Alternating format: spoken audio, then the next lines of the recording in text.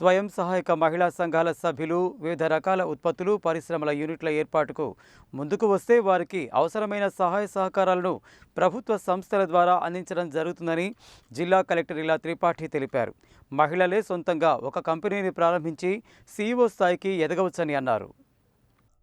శుక్రవారం ఆమె నల్గొండ జిల్లా కేంద్రం సమీపంలోని టీటీడీసీ కేంద్రంలో జిల్లా గ్రామీణ అభివృద్ధి సంస్థ, పరిశ్రమల శాఖ, గ్రామీణ పేదరిక నిర్మూలన సంస్థల సంయుక్త సహకారంతో association of lady entrepreneur of India సంస్థ ఆధ్వర్యంలో మహిళా స్వయం సహాయక సంఘాల సభ్యులకు వివిధ రకాల వస్తువుల ఉత్పత్తి, పరిశ్రమల యూనిట్ల ఏర్పాటు ద్వారా పారిశ్రామికవేత్తలుగా తీర్చిదిద్దేందుకు ఉద్దేశించి నిర్వహించిన ఒకరోజు శిక్షణ కార్యక్రమానికి జిల్లా కలెక్టర్ ముఖ్య అతిథిగా హాజరయ్యారు.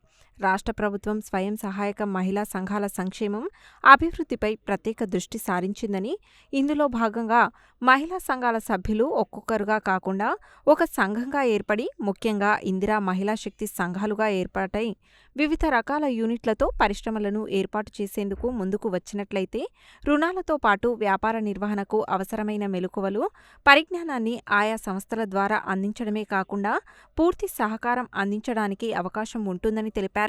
స్వయం సహాయక సంఘాల మహిళలు ఇదివరకే అనేక రకాల వస్తువులను ఉత్పత్తి చేస్తున్నందున వాటికి మార్కెటింగ్, బ్రాండింగ్తో పాటు ఏ ప్రాంతంలో ఎలాంటి యూనిట్లు ఏర్పాటు చేస్తే మంచి ఆదాయం వస్తుందో, లాభసాటిగా ఉంటుందో అన్న విషయాలను అలీప్ సంస్థతో పాటు వివిధ రకాల కంపెనీల సహకారాన్ని తీసుకొని వారికి తోడ్పాటును అందించే కార్యక్రమాలను చేపట్టడం జరిగిందని తెలిపారు. దీని ద్వారా మహిళలే సొంతంగా ఒక కంపెనీని ప్రారంభించి సీఈఓ స్థాయికి ఎదగవచ్చని ఆమె సూచించారు.